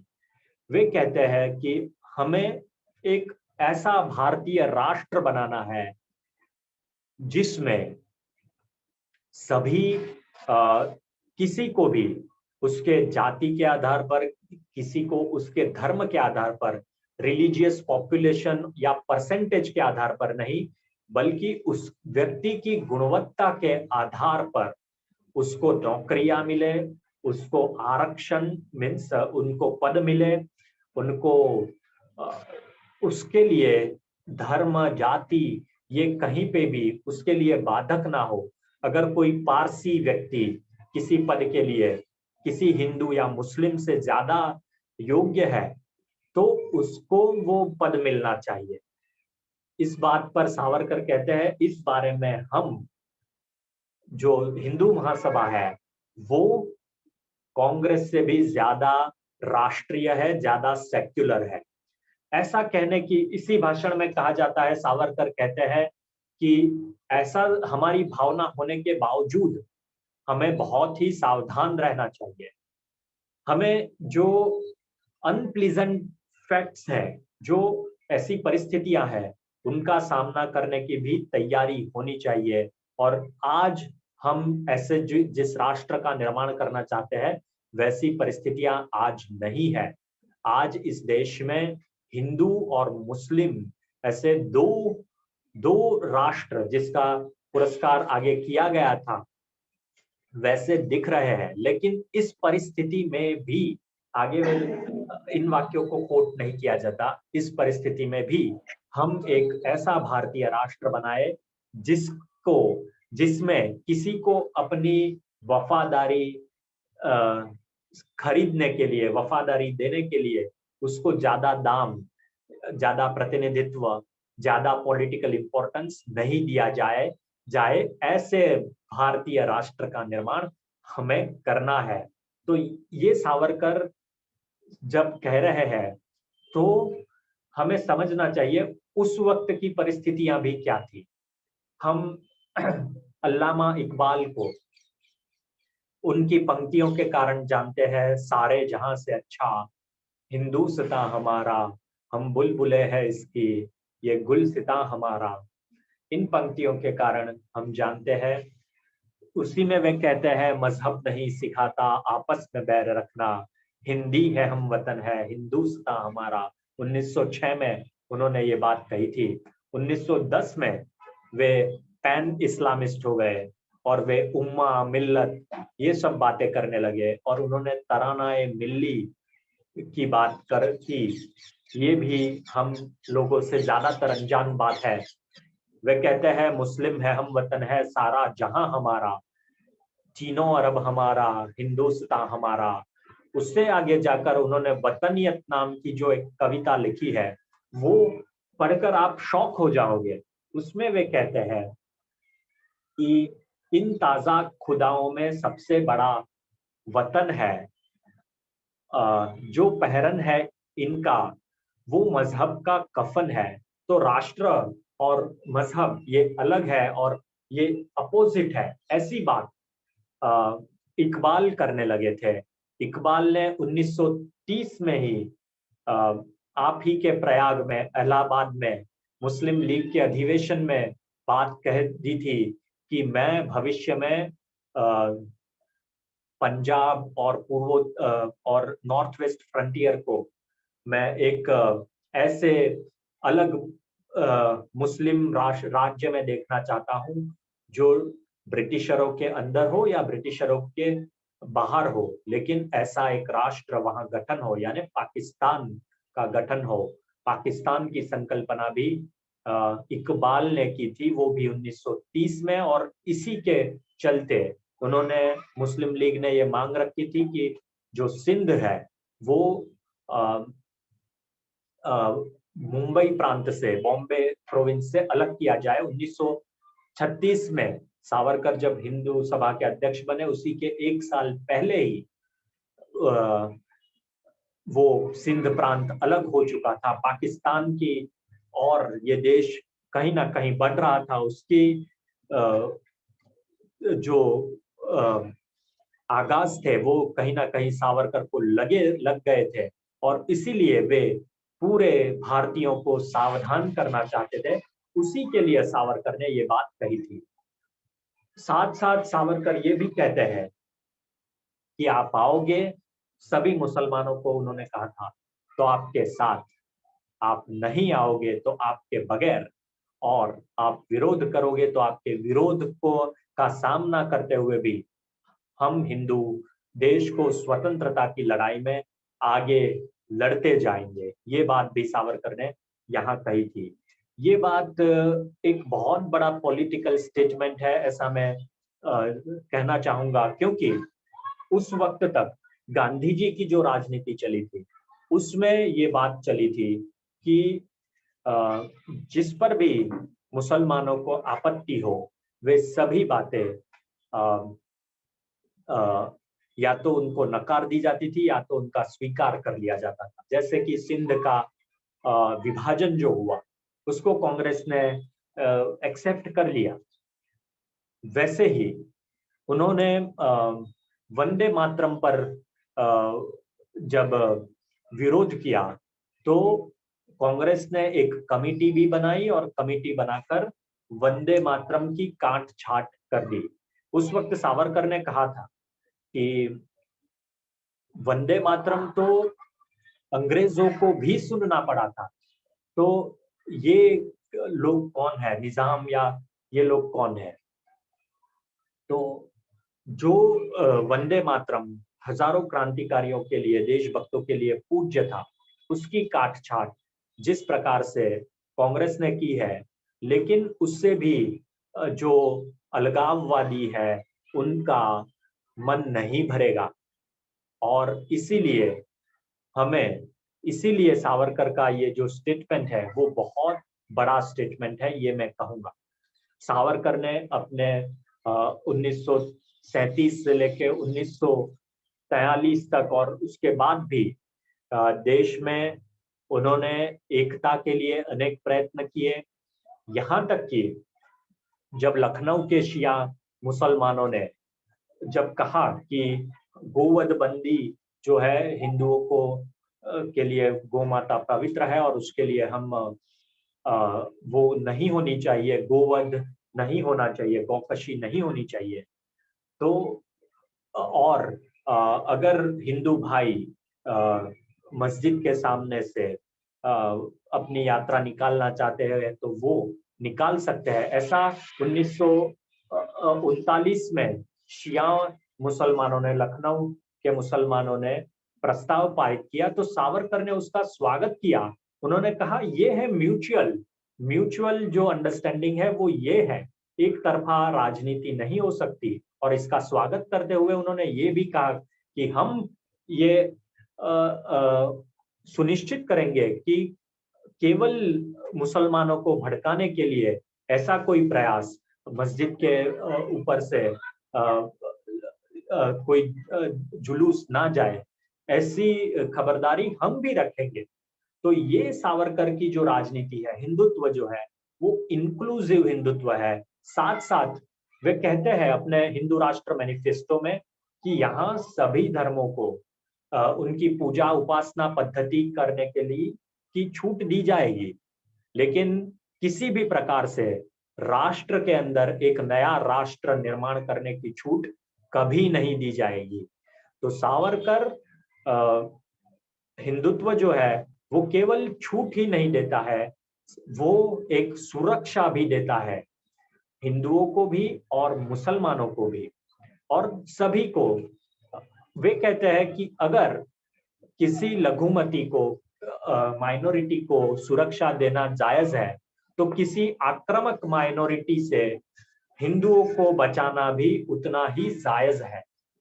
ये जो सावरकर का हिंदुत्व है वो बाकी के जो पॉलिटिकल थिंकर्स हैं उससे वो अलग बनाता है। ये चाहता है कि सबका साथ सबका विकास हो, लेकिन उसके साथ साथ राष्ट्र सुरक्षित रहे, राष्ट्र अखंडित रहे, उसकी बात भी ये सावरकर का हिंदुत्व कर रहा है। और आज की जो सरकारें हैं, चाहे वो प्रदेशों में हो, आपके प्रदेश में हो या फिर केंद्र में हो, वो इसी बात को लेकर सबका साथ सबका विकास, ये सावरकर का हिंदुत्व ही है। और राष्ट्र की रक्षा हर प्रकार से हो, उसमें किसी भी प्रकार का अपीसमेंट न हो, ये बात भी सावरकर की आज की जो सरकारें हैं वो सर्जिकल स्ट्राइक के द्वारा हो, वे ये सुनिश्चित करती है। इससे पहले की सरकारें, मनमोहन सिंह जी ने तो प्रधानमंत्री रहते हुए कह दिया था कि इस देश पर पहला अधिकार इस देश के रिसोर्सेस पर मुसलमानों का है। ये सरकार ऐसा नहीं कहती है, ये सबका अधिकार, सबका विश्वास, सबका साथ सबका विकास, ये जो बात है ये सावरकर का हिंदुत्व इम्प्लीमेंटेशन स्टेज पर है। और इसी के कारण मैंने जैसे कहा कि यहाँ सर्वसमावेशक है, जो मुस्लिम कट्टरतावाद से अलग होकर मुख्य धारा में देश की जुड़ना चाहते हैं, उनमें सावरकर के हिंदुत्व में बहुत स्कोप है। और आज हम देखते हैं एपीजे अब्दुल कलाम जो है, उनको कौन हिंदू उनका केवल धर्म या उसको देखकर उनका द्वेष करेगा। तो सावरकर का हिंदुत्व भी इसी बात पर जोर देता है कि सभी स्वतंत्रता है, लेकिन किसी भी प्रकार से इस देश को तोड़ने की बात नहीं होगी। वो किसी भी उसके लिए जो भी कीमत देनी पड़ेगी वो देने के लिए सावरकर तैयार थे। और उनका अखंड भारत का जो स्वप्न था, सावरकर के बारे में रामास्वामी अयंगर ने रामास्वामी अय्यर ने 1958 में एक बात कही थी कि आजकल 1958 की बात है। वे कहते हैं कि आजकल जो भी हिंदू की बात करता है उसे कम्युनल कहा जाता है 1958 में। लेकिन सावरकर का जो हिंदुत्व है वो प्रोग्रेसिव हिंदुत्व है, देश को आगे ले जाने वाला हिंदुत्व है, विज्ञान निष्ठ हिंदुत्व है। और सावरकर ने जो देश की अखंडता के लिए लड़ाई लड़ी वो इसी के कारण लड़ी, वो किसी द्वेष के कारण नहीं लड़ी। और सावरकर के यदि सिद्धांतों का पालन किया जाए तो देश आगे बढ़ेगा, ये बात उन्होंने उस वक्त कही थी। आज सावरकर के हिंदुत्व की जरूरत क्या है? क्योंकि आज हम एक 5th जनरेशन वॉर में के युग में जा चुके हैं। यह एक हाइब्रिड वॉर है जहां केवल मैदानों पर नहीं, लोगों के मनों में, लोगों के मस्तिष्क में ये लड़ाई लड़ी जाती है। और देश को तोड़ने वाली ताकतें आज भी हम देखते हैं, आज भी विश्वविद्यालयों में भारत के टुकड़े होने के नारे लगते हैं। उस वक्त हमारी वीर सावरकर की जो आइडियोलॉजी है वो देश को केवल एक नहीं अखंड रखने में भी, और सावरकर तो यहाँ तक कहते हैं कि हिंदुओं आप अगर अपना विश्वासघात नहीं करोगे, खुद ही अपने को बिट्रे नहीं करोगे, तो जो भी कुछ गया है वो आप वापस ला सकते हो। वे कहते हैं कि जिस हिंदू शक्ति ने औरंगजेब बादशाह जो था उस वक्त, उस शहनशाह ने केवल भारत का एक टुकड़ा ही नहीं, पूरा भारत ही पाकिस्तान बन चुका था। उस औरंगजेब के पाकिस्तान को जो हिंदू शक्ति नष्ट कर सकती है, वे मराठा हो, वे रणजीत सिंह हो, ऐसे अनेक वीर हो जिन्होंने तब की इस्लामिक रियासतों को खत्म किया। तो जो हिंदू शक्ति औरंगजेब जैसे शक्तिशाली शहनशाह के पाकिस्तान को खत्म कर सकती है, तो वो हिंदू शक्ति जिन्ना के पाकिस्तान को कभी भी खत्म करेगी, सिर्फ आप अपना आत्मविश्वास नहीं खोओगे तो। और ये आत्मविश्वास वीर सावरकर की आइडियोलॉजी ही दे सकती है। और देश को अखंड और स्वतंत्र रखने के लिए वीर सावरकर की आइडियोलॉजी इस युग में 5th जनरेशन वॉर में, हाइब्रिड वॉर के युग में सावरकर की आइडियोलॉजी देश के रक्षक बनकर उभरेगी, इसमें कोई संदेह नहीं है। और अब हम देख सकते हैं हमारे जो उदय माहुरकर हमारे साथ जो लेखक है और सूचना आयुक्त देश के, वे कहते हैं ये सावरकर युग का प्रभात है। ये केवल अभी तो सवेरा हुआ है, पूरा दिन, पूरा माध्याह्न हमें देखने का बाकी है। और यही आशा करते हुए हम इस वक्तव्य को समाप्त करते हैं। धन्यवाद। आप म्यूट है। आपका बहुत बहुत धन्यवाद, आपका बहुत बहुत आभार। आपने तथ्य और तिथियों के आधार पर तो सावरकर विषय में भ्रम बना था, उसका भंजन करने का पूरा प्रयास किया और वो पूर्ण रूप से आप उसमें सफल हैं। यह आपने जो पूरा विश्लेषण किया है वह हम सबको बहुत प्रेरक, बहुत आकर्षक लगा है। आपने सावरकर के पूरी जीवन परिधि को 2 भागों में तोड़ा। जब बाबा राव, जो उनके बड़े भाई हैं, बाबा राव सावरकर, जब उनको सजा होती है और उस सजा के बाद अनंत कान्हरे ने जिस कलेक्टर जैक्सन की हत्या कर दी थी, तो वो आरोप लगा कि वो पिस्टल यूरोप से आई थी और सावरकर ने भेजी थी। इस आधार पर सावरकर को सजा होती है और उसी समय पहली बार अंतरराष्ट्रीय विधि में भी एकाएक नायकत्व की स्थिति में सावरकर जी आ जाते हैं इंटरनेशनल लॉ में। और सावरकर को, जैसे आपने कहा था कि फ्रांस की बंदरगाह से वो जो था मार्सिलीज, वहां से वो छलांग लगा दिए थे। वो वीरता का अनंत उदाहरण है, अनंत चरित्र है।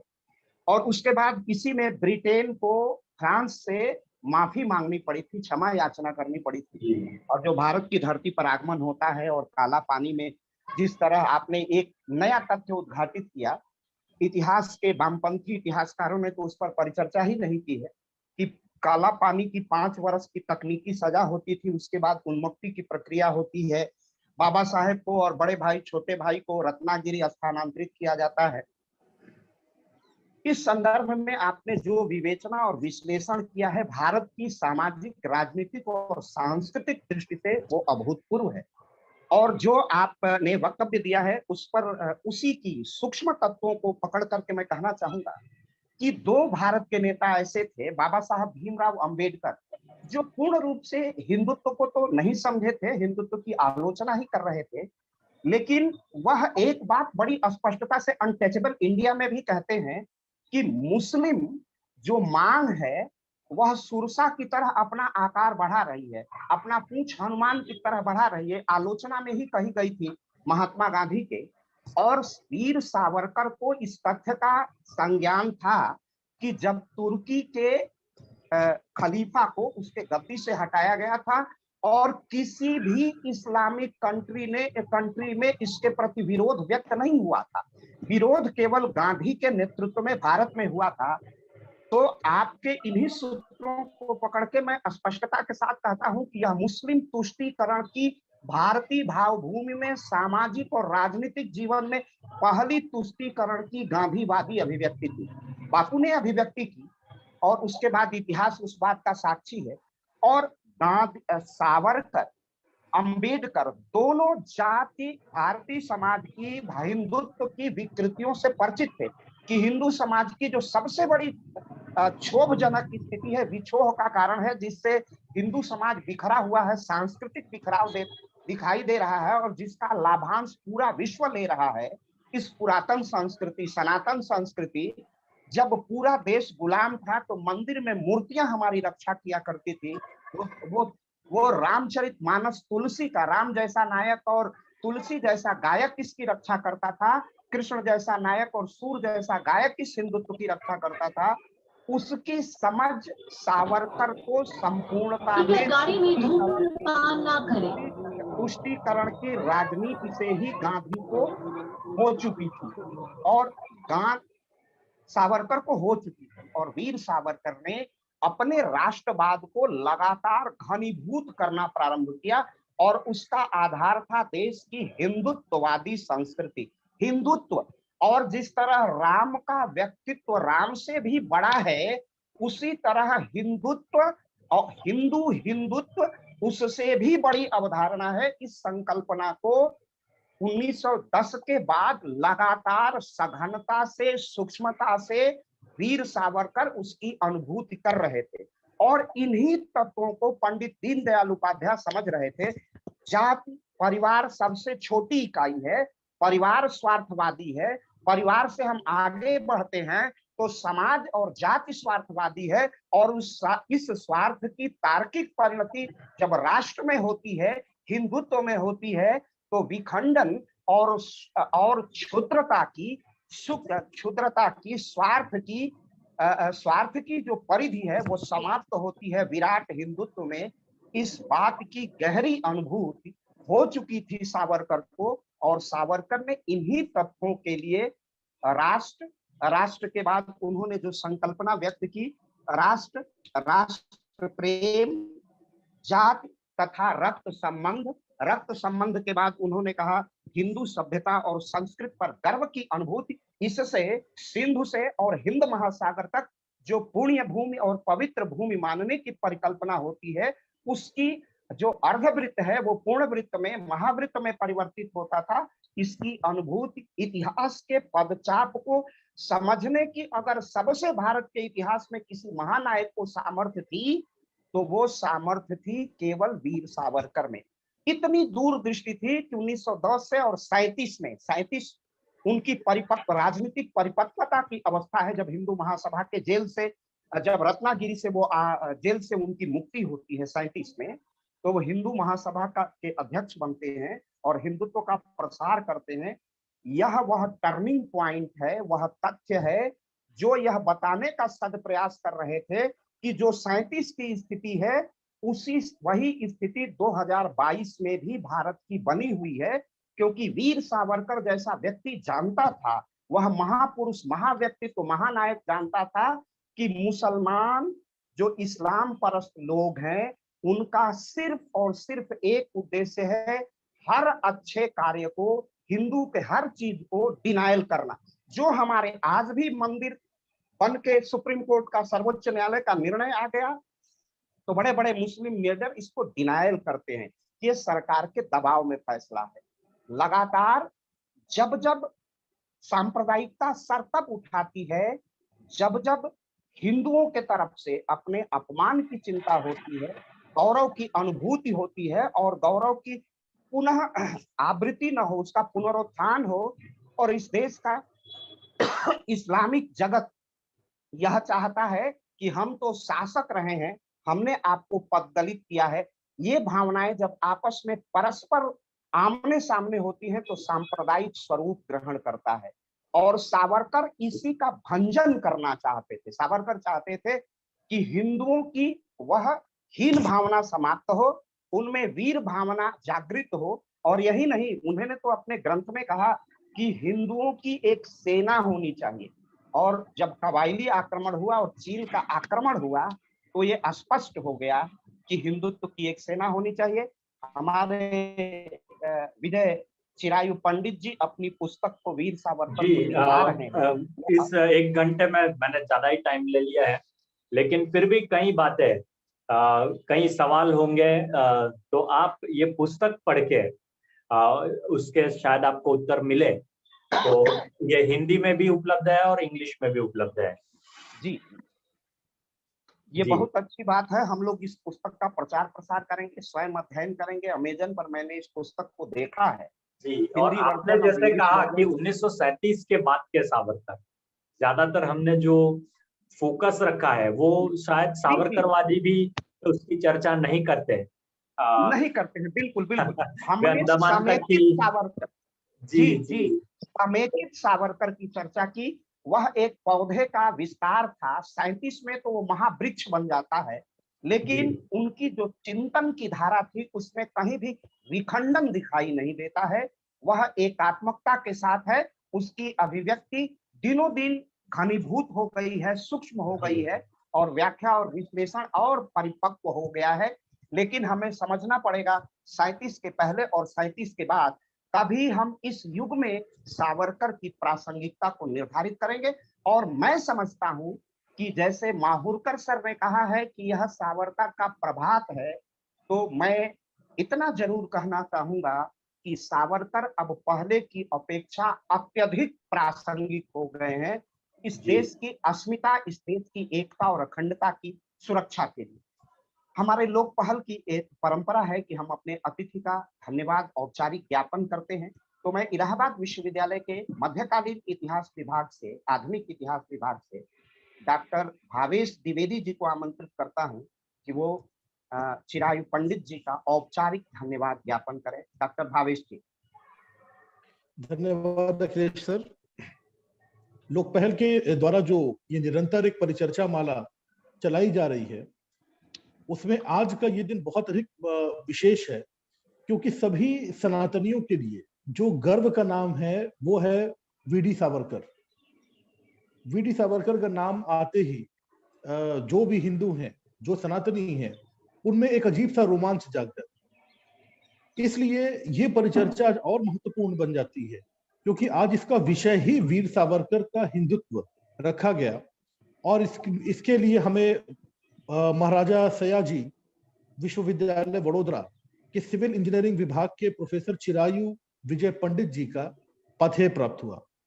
सबसे पहले तो मैं ये कहना चाहूंगा कि अभी तक जो टेलीविजन डिबेट होते थे या बहुत सी संगोष्ठियां होती थी जिसमें सावरकर के विषय पर बातचीत होती थी, उनसे बिल्कुल अलग हटकर 63 साल का जो एक कालखंड है, उस खंड को और छोटे छोटे टुकड़ों में बांटकर पहली बार वीर सावरकर के चरित्र को, व्यक्तित्व को, उनके विचारों को, उनके कार्यों को, उनकी उपलब्धियों को बताने का प्रयास आदरणीय चिरायु विजय पंडित जी ने किया। सबसे बड़ी बात कि पहली बार इंक्लूसिव और एक्सक्लूसिव करके सावरकर को समझाने का प्रयास अगर किसी ने किया है तो वो आप हैं।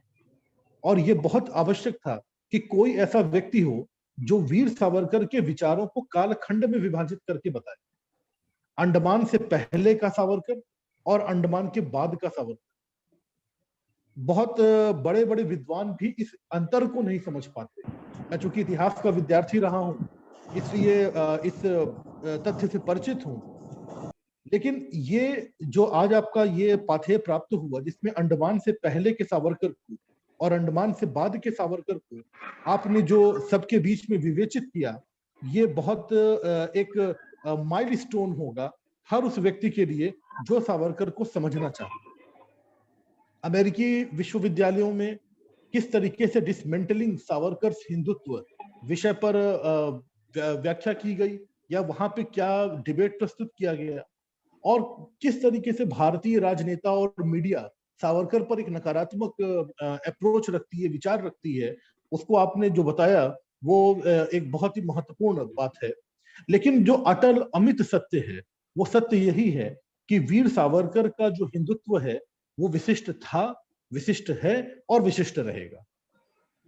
ये जो मार्क्सवादी इतिहासकार हैं, चिंतक विचारक हैं, उनका जो कहना है कि कम्युनल सावरकर, तो आज उस कम्युनल सावरकर पे आपने एक बहुत बड़ी चोट किया है नेशनलिस्ट सावरकर को बताकर।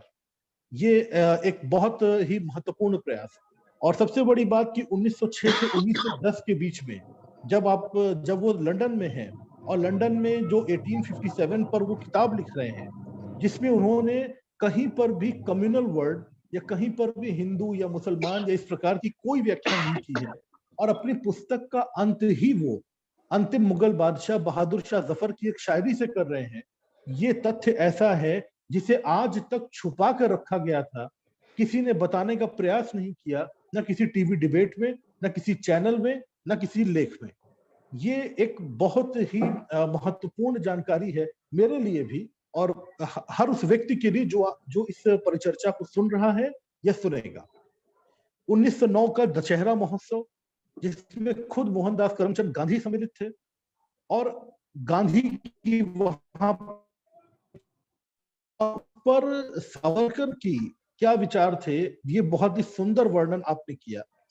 एक बहुत महत्वपूर्ण तथ्य जिसे अक्सर बड़े बड़े इतिहासकार भी छुपाते हैं कि जब अलीगढ़ आंदोलन चल रहा है और अलीगढ़ आंदोलन में सर सैयद अहमद खां की और आमिर अली की जो टू नेशन थ्योरी और उससे संबंधित जो बातें की जा रही है, लेकिन उसके बाद भी सावरकर यही कह रहे हैं कि हिंदू भारत का दिल है, हृदय है, लेकिन उसके साथ साथ जो गैर हिंदू परंपराएं हैं वो भी भारत में जीवित रहेंगी, चलेंगी, उनको बंद नहीं किया जाएगा।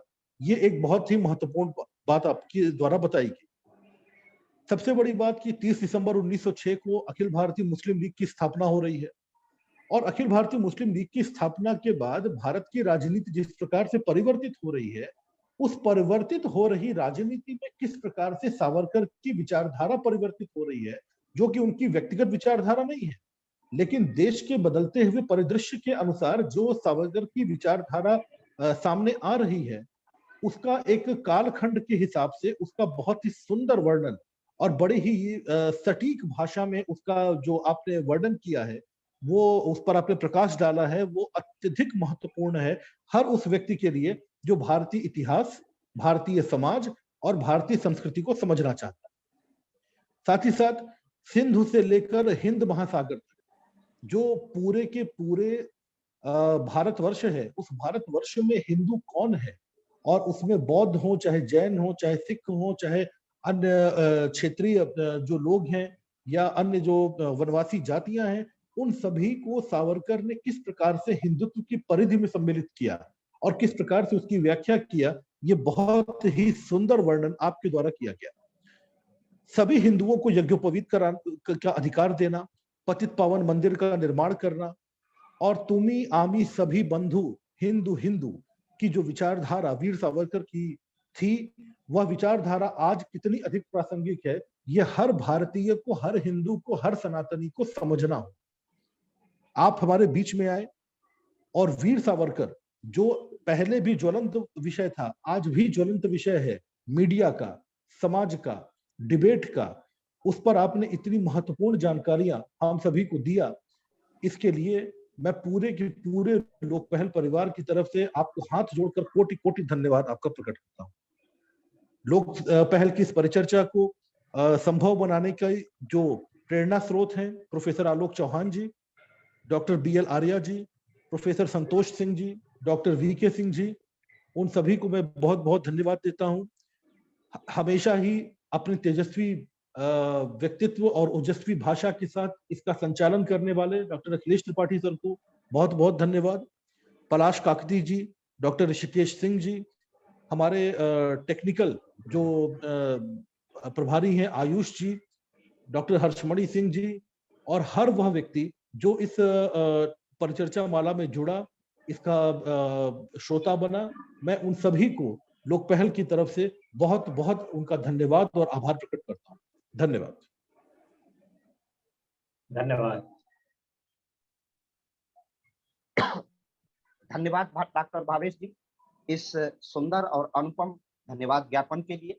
और निश्चित रूप से डॉक्टर चिरंजीव उसके सुयोग्य हैं। और यह छोटी सी जो परिचर्चा थी, यह लाइव प्रसारण है, फेसबुक पर है, ट्विटर पर है, कूप पर है, विभिन्न माध्यमों पर है, यूट्यूब पर है। हम लाखों दर्शकों तक जाते हैं, कभी कभी इसकी संख्या 10 लाख तक पहुंचती है। सावरकर का यह स्पंदन निश्चित रूप से लाखों लोग सुनेंगे। अस्थायी रूप से यूट्यूब पर यह पड़ा हुआ है और एक अभिनव दृष्टि के साथ अभिनव व्याख्या है। यह बहुत महत्व का चीज है और प्रासंगिकता को सर्वथा निर्धारित करने वाला है कि देश की दो समस्याएं हैं, हिंदुत्व बनाम मुसलमान का ये जो प्रश्न छिड़ा हुआ है, जो वर्षों से, आज का प्रश्न नहीं है। इस पर लोहिया ने एक किताब लिखी है, हिंदू बनाम मुसलमान, और उसमें बड़ा चीर फाड़ शल्य चिकित्सा की गई है और उसमें कहा गया था, सावरकर की ही बात कही गई थी लगभग दूसरे ढंग से, एक समाजवादी दृष्टि से, कि देश के मुसलमानों को अगर हिंदुओं के साथ रहना है तो बाबर को आक्रमणकारी कहना होगा और हिंदुओं को रजिया और रसखान को अपना मानना होगा। यह सारे तथ्य महापुरुषों की उसी ओर संकेत कर रहे हैं। और उन्होंने कहा था अखंड भारत हो जाएगा वीर सावरकर में, तो लोहिया भी ने भी कहा था कि हम फिर हिंदू, पाकिस्तान, बांग्लादेश एक महासंघ हो जाएगा और वह तभी होगा जब वीर सावरकर के सिद्धांतों का भारत अनुसरण करेगा और हिंदुत्व ही संपूर्ण विश्व की रक्षा है, क्योंकि अनाक्रमण इसका धर्म है, वसुधैव कुटुंबकम इसकी उपासना है, इसमें कोई संशय नहीं है।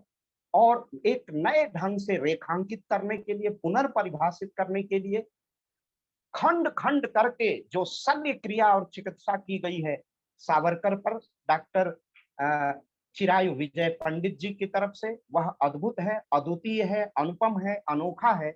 हम उसके प्रति बार बार अपनी कृतज्ञता व्यक्त करते हैं और अपने विचार परिवार के हैं। हमें जब जब आवश्यकता होगी हम आपको आमंत्रित करेंगे और ऐसे ही विचारों का भंजन करेंगे।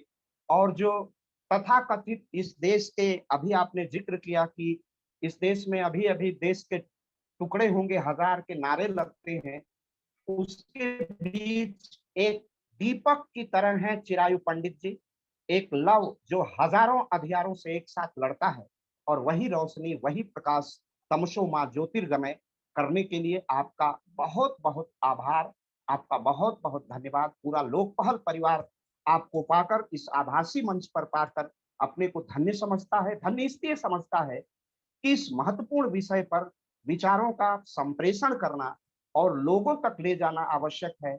और हमारा उद्देश्य, हमारा श्रेय, हमारा प्रेय, हमारा पाथेय ही है ऐसे विषयों पर अनछुए पहलुओं को लाखों करोड़ों तक ले जाना। और इसमें हम सफल होंगे ऐसी प्रत्याशा, जब चिरायु जैसे मनीषी विद्वान हमारे साथ जुड़ेंगे तो हम ये कार्य करने में, भारत माँ की आराधना करने में सफल होंगे। आपका बहुत बहुत आभार, आपका बहुत बहुत धन्यवाद। और इस आभासी मंच को सजाने के लिए मैं आयुष त्यागी जी को बहुत बहुत आभार और धन्यवाद व्यक्त करता हूँ। अब चिरायु जी, आपका बहुत हम लोगों ने समय लिया है, अब आप लेफ्ट कर सकते हैं और आज के कार्यक्रम के मैं समापन की घोषणा करता हूँ। नमस्कार।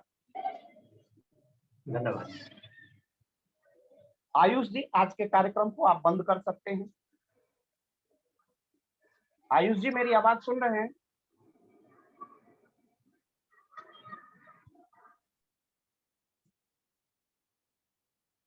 आयुष जी,